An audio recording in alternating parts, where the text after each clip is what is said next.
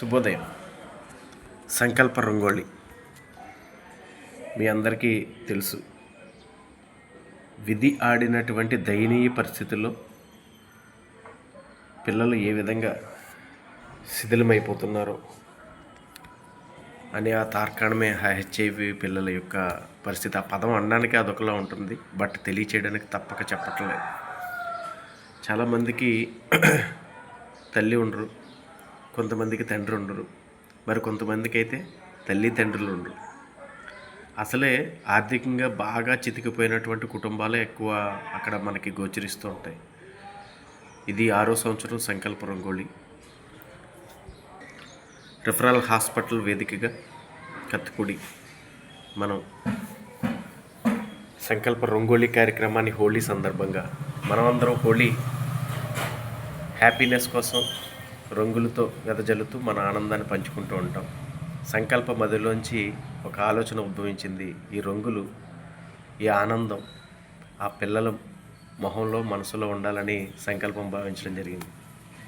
So ఆ విధంగా రూపుదిద్దుకున్నటువంటి సంకల్ప రంగోళీ కార్యక్రమంలో భాగంగా ఆ రోజున సుమారుగా 11 మండలాల నుంచి 120 years 25 years down to 4 to 5 years మధ్యలో ఉన్నటువంటి ఒక 120 మందికి మంచి న్యూట్రిషనల్ కిట్, ఒక నెలకు సరిపడా వాళ్ళకి మంచి పోషకాహారం అందించే ప్రయత్నం, అట్ ద సేమ్ టైం వాళ్ళకి మంచి భోజనం, మార్నింగ్ టు ఈవినింగ్ వాళ్ళని చక్కగా కేరింతలతో ఆనందంగా ఆడించడం, ఇది సంకల్ప ఉద్దేశం. ఈ రోజు కోసం మళ్ళీ సంవత్సరం మళ్ళీ ఈరోజు ఎప్పుడు వస్తుందా అని వాళ్ళు ఎదురు చూస్తూ ఉంటారు. అలా బాండింగ్ ఏర్పడిపోయింది సంకల్పానికి వాళ్ళకి కూడా.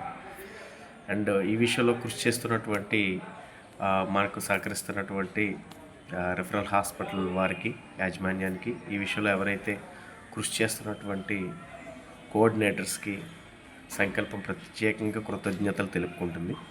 లాస్ట్ ఇయర్ ఒక చిన్న కాన్సెప్ట్ మా మధ్య నుంచి, సంకల్పం మధ్య నుంచి ఉద్భవించింది. అది డొనేట్ ఏ టాయ్. చిన్నప్పుడు అన్నవరం వెళ్ళినప్పుడు ఓ పక్క సత్యనారాయణ స్వామికి చిన్న నమస్కారం పెట్టుకుని కిటికీలు తలుపులు తీసి బొమ్మల షాపుల వైపు చూస్తూ ఉండేవాళ్ళం. ఆ బొమ్మ నాకు ఉంటే బాగుండేది, ఆ బొమ్మతో నేను ఆడుకుంటే బాగుండేది. ఆ 4 చక్రాల కార్లు, ఆ డాల్స్, ఆ గన్స్, ఇలా రకరకాలు. అది సుమారుగా అప్పట్లో 20 రూపాయల నుంచి 50 రూపాయలు ఉండేవి. ఇంట్లో అడిగితే కూడా కొనేవారు కాదు. అంటే బాల్యం ఎప్పుడు బొమ్మలకి చక్కగా ముడిపడి ఉంటుంది. వాళ్ళకి వాటిని యొక్క భావన కూడా అనుసంధానం. వాళ్ళకి కోట్లు ఇచ్చిన వద్దు, ఒక మంచి బొమ్మ కావాలి ఆ వయసులో వాళ్ళకి ఆడుకోవడానికి. కొనిచ్చే తల్లిదండ్రులు లేరాయే, కొనగలే ఆర్థిక పరిస్థితులు లేదాయే. ఇలాంటి పరిస్థితుల్లో వాళ్ళకి ఈరోజు ఒక్కరోజు పరిమితమైనటువంటి జ్ఞాపకాలతో కాకుండా కొన్ని నెలలు, కొన్ని రోజుల పాటు ఆడుకునే ఒక వస్తువు తనకి ఇచ్చి పంపించాలి అనే కాన్సెప్ట్తో సంకల్పం మధ్యలోంచి వచ్చింది కాన్సెప్టే donate a toy concept. So ఇందులో భాగంగా మనం బొమ్మను కొనవలసిన పరిస్థితే కాదు. మన ఇంట్లో చాలామంది మన పిల్లలకి బొమ్మలు కొంటూ ఉంటాం. వాళ్ళ పిల్లలు ఆడుకున్న తర్వాత పక్కన పెట్టేస్తారు. అలాంటి టాయ్ని కూడా తీసుకురావచ్చు. బట్ గమనిక ఏంటంటే ఆ పక్కన పెట్టేసినప్పటికీ కూడా అది శుభ్రంగా ఉండి ఆడుకోవడానికి పని చేసినగలదే ఉండాలి. కార్ అయితే అట్లా వీల్స్ కరెక్ట్గా ఉండేలాగా, అదేమీ బ్రేక్ అవ్వకుండా ఉండవు. ఈవెన్ బ్రేక్ అయినా ఇంకొన్ని వాళ్ళకి పిల్లలకి గీసుకునే అవకాశం ఉంటుంది. శుభ్రమైనటువంటి టెడ్డీస్ అయితే శుభ్రంగా ఉండేలా చూడండి. వాళ్ళకి ఎటువంటి డస్ట్ అలర్జీస్ రాకుండా, అంత డస్టీ లేకుండా, ఇలా ఒక మంచి బొమ్మ ఏదైనా సరే, అది కారు కావచ్చు, గన్ కావచ్చు, లేదంటే ఫజిల్స్. లాస్ట్ టైం ఫజిల్స్ చాలా ఎక్కువగా మన సంకల్ప సభ్యులు రాజమండ్రి చిన్న గారు చాలా టాయ్స్ ఆయన కొని మరీ పంపించడం జరిగింది. ప్రత్యేకమైన కృతజ్ఞతలు. ఈ సంవత్సరం కూడా ఆయన అందిస్తున్నారు ఈ కార్యక్రమానికి. అంటే ఒక్కొక్క పిల్లోడికి లాస్ట్ టైం కొంతమంది పిల్లలు, చిన్న పిల్లల్ని చూసినప్పుడు ఆ బొమ్మను ఎంతో ప్రేమగా హక్ చేసుకుంటూ దాన్ని చూసుకుంటూ మురిసిపోతూ వెళ్ళడం అనేది మన సంకల్ప సభ్యులు కంటపడి ఒక్కసారిగా చెల్లించడం జరిగింది. పిల్లల్ని, బొమ్మల్ని ఎంత ఇష్టపడుతున్నారు అనేసి.